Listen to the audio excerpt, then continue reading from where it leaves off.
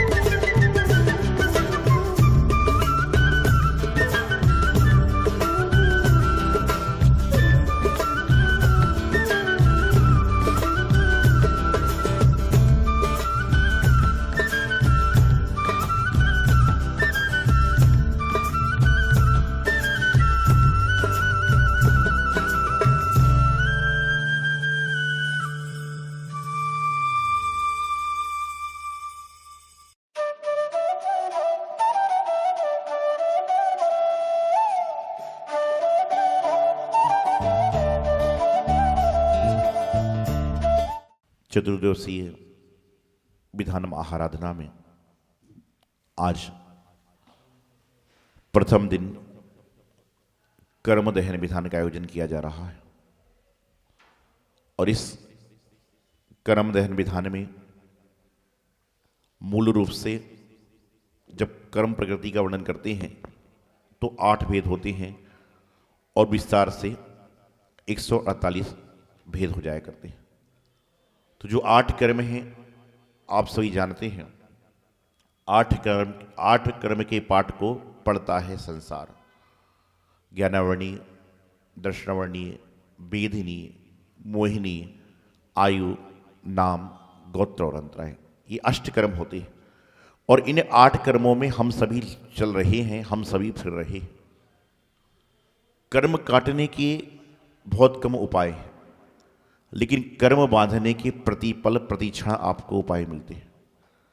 कर्म काटने की सीमित व्यवस्था है, लेकिन कर्म बांधने की असीमित व्यवस्था है। बैठे बैठे हम शुभ में भी जा सकते हैं और बैठे बैठे हम अशुभ में भी जा सकते हैं।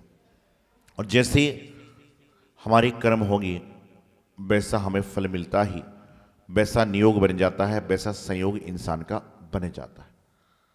कई बार चाहते हुए भी हम वह कार्य नहीं कर पाते जो हमें करना चाहिए और कई बार नहीं चाहते हुए भी हमारे द्वारा वह कर्म हो जाता है जो हम बिल्कुल भी नहीं चाहते।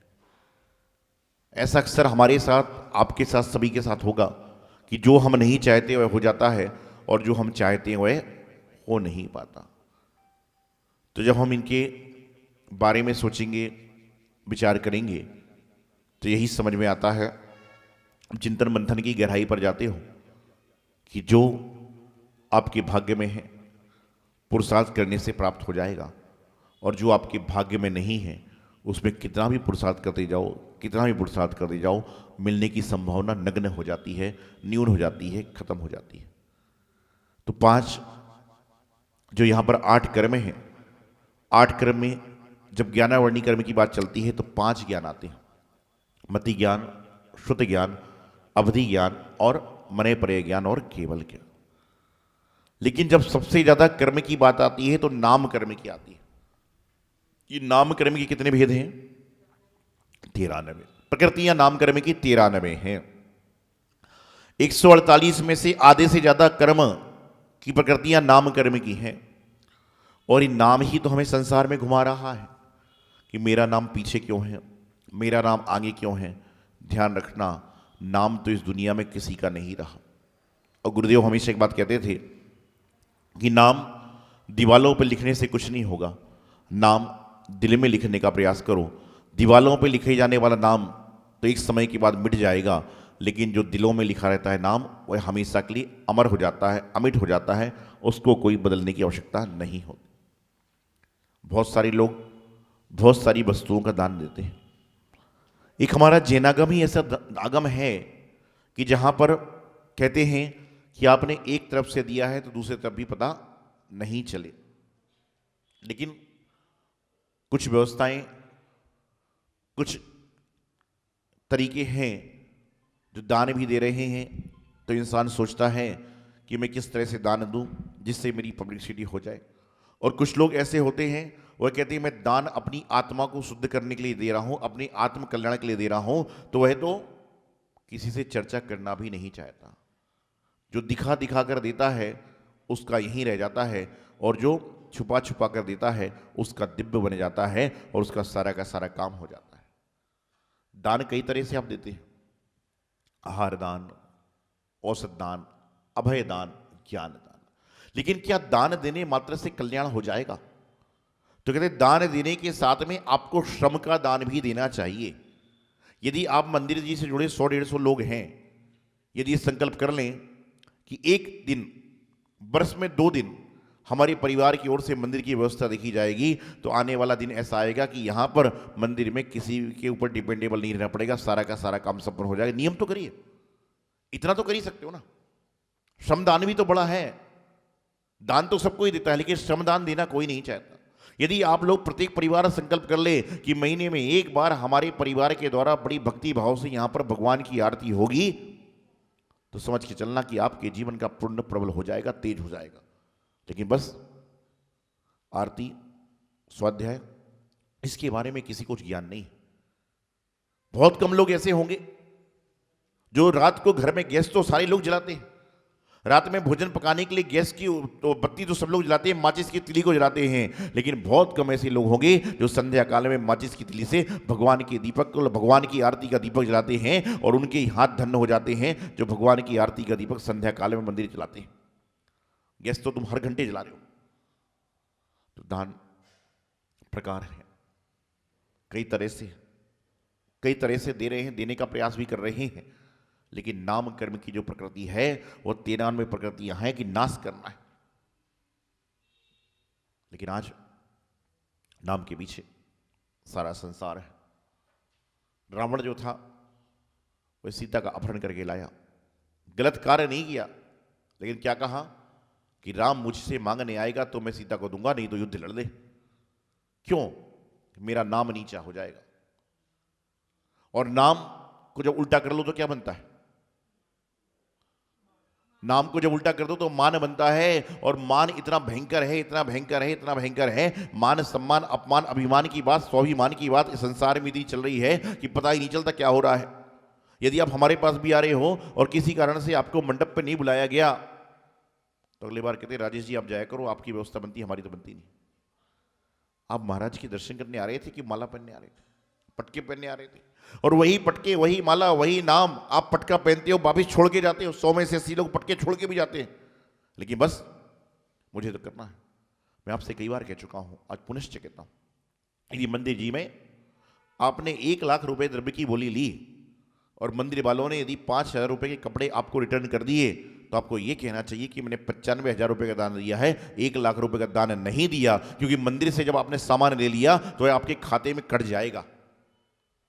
हम मंदिर में सामग्री चढ़ाते हैं और दान देते हैं, तो आपने कोई दान देके कोई बड़ा काम नहीं कर लिया। मंदिर की सामग्री इस्तेमाल करी, मंदिर की आपने जगह इस्तेमाल करी, मंदिर का पानी इस्तेमाल किया, उसके एवज में आपने कुछ सामान दे दिया। ये दान नहीं, ये तो आपने अपनी व्यवस्था बनाई है। दान तो वह होता है कि जो हमारी व्यवस्थाओं से हटके दिया जाए और सारा काम संपन्न किया जाए।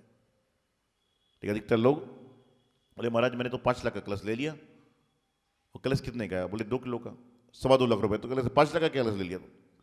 बोलने में, व्यवहार में आता है, लेकिन सोचना यह है कि मंदिर जी में हमने क्या दिया। मंदिर जी का तो कहते हैं ना, गंदुदक भी हम लगाते हैं सिर में तो मंदिर के बाहर जाने के पहले ही सूख जाता है, बाकी बात तो बात की बात। तो दिव्यता को दिखाने वाला दान होता है, और बहुत सारे लोग कई तरह के दान देने का प्रयास करते हैं। कई तरह से लोग भिन्न भिन्न जगह जाकर अपनी व्यवस्था अनुसार क्रियाओं को करते हैं, और उन क्रियाओं को करने के बाद प्रत्येक व्यक्ति क्या करता है, अपने जीवन का कल्याण करने का प्रयास करता है। चाहे दान दो, चाहे श्रमदान दो, चाहे अच्छी बात बोलो, हर व्यक्ति का उद्देश्य एक ही है कि मेरे जीवन का विकास हो, मेरे जीवन में अच्छाइयों का आगमन हो और मेरे जीवन से बुराई चली जाए। इस हेतु आज आपने कर्म दहन विधान किया, और कविवर टेकचंद जी ने यह विधान बहुत सुंदर लिखा हुआ है, और इस विधान को बहुत समय के बाद यहाँ मंदिर जी में हमने करने का प्रयास किया। आप एक एक विधान की एक एक गाथा को, एक एक अर्थ को पढ़ेंगे तो आप पाएंगे कि हम तो बहुत पीछे हैं। और एक बात ध्यान रखना, जैसे कर्म बांधते हैं वैसे कर्म तो भोगना ही पड़ेंगे, चाहे हम हो, चाहे आप हो, चाहे महापुरुष हो, चाहे तीर्थंकर पुरुष। जिसने जैसे जैसे कर्म बांधे हैं वैसे वैसे उसको फल मिलेगा ही मिलेगा। अंतर इतना है, कुछ कर्म रो रो के बांधे जाते हैं और कुछ कर्म मुस्कुरा के बांधे जाते हैं। रोने वाले कर्म का फल रो रो कर ही मिलेगा, मुस्कुराते रहोगे तो हो सकता है कर्म सहने की क्षमता मिल जाए, कर्म को आपको सहन करने की क्षमता परमात्मा दे दे। तो नाम कर्म की 93 प्रकृतियां हैं, और उन 93 प्रकृतियों में हम चलते हैं और सारी की सारी क्रियाओं को संपन्न और संपादित करने का प्रयास किया करते हैं। अंतराय भी आता है, दान अंतराय, लाभ अंतराय, भोग अंतराय आदि आदि होती। लाभ अंतराय क्या है कि आपके सामने भोजन की थाली रखी है, आपके सामने आपकी मनपसंदीदा मिठाई रखी हुई है, आपने घर में बोला कि कल मेरे लिए मिठाई यही बनाना, मैं यही खाऊंगा। डॉक्टर के पास रूटीन चेकअप को गए, डॉक्टर ने कहा कि आपको शुगर हो गई है, मिठाई मत खाना। तो आपके सामने आपकी थाली में पसंदीदा मिठाई है, क्या करोगे? खाओगे? चोरी से खाओगे? सबके सामने खाओगे? समझदार इंसान होगा तो नहीं खाएगा। ये कर्म है, लाभ अंतराय है। कई बार ऐसा साधु संतों के साथ होता है, आप चौके में जाते हो, भोजन बनाते हो, आहार की बात करते हैं, महाराज ये सामान तो दे ही नहीं पाई। लाभ अंतराय है, तुम्हारे भाव से, लेकिन साधु का योग नहीं था, नहीं ले पाए। दान अंतराय होता है, पैसे जेब में है, भावना है, सब कुछ है, लेकिन वहां पहुंच ही नहीं पाए, काम हो गया। इसलिए कहते हैं जो काम जब कर सको अपनी व्यवस्था अनुसार कर लेना। पता नहीं बाद में सामर्थ्य है लेकिन शरीर में शक्ति नहीं है, शरीर में शक्ति है लेकिन सामर्थ्य नहीं है। यदि आपके 3 बच्चे हैं और बड़े बच्चे की शादी में आप नित्य गान कम कर रहे हो, लोग पूछे कि कम क्यों कर रहे हो, तो आपने जवाब दे दिया कि छोटे बेटे की शादी होगा उसमें बड़ा डांस करूंगा, तो लोग क्या समझेंगे आपको? लोग समझेंगे कि पता है तेरा बेटा क्या करेगा, तो पता चले बेटा चांस ही ना दे, घर पे डोर बजे और बेटा बहू के साथ खड़ा हो, कोई बड़ी बात नहीं। आज के जमाने ऐसा चल रहा है संसार में कि घर की डोर बजती है, बेटे बहू के साथ में खड़ा हो जाता है, कुछ भी नहीं मिलेगा। इसलिए कहते हैं जो काम जब है जब कर लो। उसी प्रकार से जब सामर्थ्य है, जब भाव है, जब व्यवस्था है, तो संत आ रहे हैं तो उनका सानिध्य ले लो। ये मत सोचो कि ये संत तो आए हैं फिर कल फिर आएंगे, अरे कल आएंगे तो कल फिर करेंगे। भोजन जब रोज रोज करते हो तो पूजन रोज रोज क्यों नहीं? भक्ति जब रोज रोज करते हो तो भक्ति रोज रोज क्यों नहीं? इसलिए ध्यान रखें, यही तो हमारे जीवन के कर्म काटने वाला है।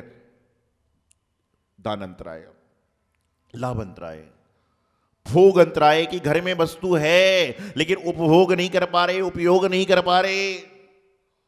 सुंदर से कपड़े पहने, कपड़े बनवाए कि इस कपड़े को पहनकर मैं अपने साले के घर में शादी में जाऊंगा, रात को कपड़ा चूहा काट गया और ऐसी जगह से काट गया कि जो देखने में आ रहा है, क्या करोगे? चूहे से लड़ाई? क्या करोगे? कुछ नहीं करोगे, जो है पहन के जाओगे। तो यही तो है, उपभोग नहीं कर पाता। इसलिए कहते हैं, गुरुदेव कहते हैं, आचार्य सिद्धांत सागर जी महाराज हमेशा कहते थे कि जो समय है उसको जी लीजिए, पता नहीं अगला समय कौन सा। जो समय आपको मिला है उसको अच्छी तरह से जीने का प्रयास कीजिए, क्योंकि समय निकल जाएगा, आप वहीं के वहीं रह जाओगे, और समय के साथ चलोगे तो आपके जीवन का कल्याण निश्चित रूप से हो जाएगा। तो अपने जीवन का आपको अहरनिश कल्याण करना है, तो आप सभी को देव शास्त्र गुरु के प्रति अटल भक्ति अटल श्रद्धान करना पड़ेगा, जिससे हमारा काम संपन्न होगा।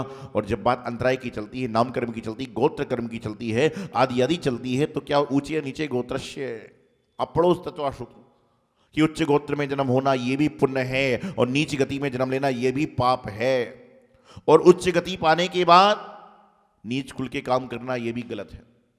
नीच कुल के काम कौन करता है? नीच कुल के काम कौन करता है? नीच कुल के काम कौन से होते हैं? तो कहते हैं कि आपने जैन धर्म में जन्म लिया और उस होटल में भोजन कर लिया जहां पर उसी थाली में कल शाम को गलत चीज खाई गई थी और उसी थाली में तुम रोटी खा रहे हो, ये नीच कुल में जन्म लेने का बंद हो गया। उस जगह पर जाकर खा रहे हो जहां पर हर तरह की वस्तु मिलती है, तो आपका नीच गति का बंद होना प्रारंभ हो गया। अब आप ग्रस्त हो। अब कहोगे महाराज क्या करें, परिस्थिति बिगड़ हो जाती है। अरे भैया लिमिट तो कर लो कि महीने में एक शादी में ही जाऊंगा, इतना तो कर सकते हो। और इतना भी नहीं कर सकते तो जैनी क्यों? इतना भी नहीं कर सकते तो जैनी क्यों हो? मुझे बड़ा आश्चर्य होता है जब लोग मेरे पास में आते हैं और किसी व्यक्ति का सामने से फोन आ जाए और वह वहां से कहता है राम राम, तो जैनी क्या बोलता है पता? अरे ये तो महाराज जी के सामने बोलने वाली बात है। जब वहां से बोलता है राम राम तो ये बोलता है सीताराम, पता नहीं क्या क्या बोलता है। कोई कुछ बोल रहा है, कोई कुछ बोल रहा है। अरे भाई, जब वह आपसे बात करने के लिए जय जिनेंद्र नहीं बोल सकता तो आप उससे बात करते समय जय जिनेंद्र क्यों छोड़ते हो? तो कहने का वह अपने भगवान का अपना संबोधन करे, लेकिन आप तो जय जिनेंद्र करो। क्या करो? आप तो जय जिनेंद्र करिए। और जो व्यक्ति जय जिनेंद्र करता है उसके जीवन में जिनेंद्र भगवान के गुण अपने आप आ सकते हैं। 2 दिन पहले एक विकल्प आया, विचार आया मन में। मैं घर के बाहर से जा रहा था तो कई तरह के दोहे स्लोगन लिखे थे, तो ये संकल्प किया कि सभी को प्रेरित करना है कि आप सभी लोग जितने जैन श्रावक हैं ये संकल्प कर लें कि अपने घर के बैन दरवाजे पर जय जिनेंद्र जरूर लिखाएंगे।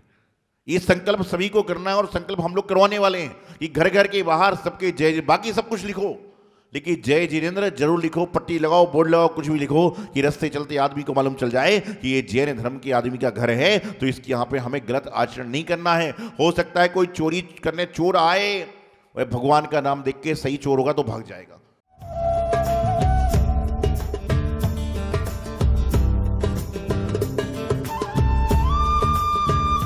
इस कार्यक्रम के प्रसारण सहयोगी थे श्री दिगंबर जैन बड़ा मंदिर, B73B, सेक्टर 27, नोएडा, उत्तर प्रदेश। संरक्षक श्री महावीर जैन, संरक्षक डॉक्टर SP जैन, संरक्षक श्री राकेश जैन, अध्यक्ष श्री पवन कुमार जैन, उपाध्यक्ष श्री निर्मल कुमार जैन, सचिव श्री अजय जैन, कोषाध्यक्ष श्री सुभाष चंद्र जैन, महासचिव श्री चंद्र प्रकाश जैन, प्रबंधक श्री सुबोध कुमार जैन, सदस्य श्री संदीप जैन, सदस्य श्री प्रमोद जैन, सदस्य श्री दिनेश जैन, सदस्य श्री राजीव जैन, सदस्य श्री MP जैन।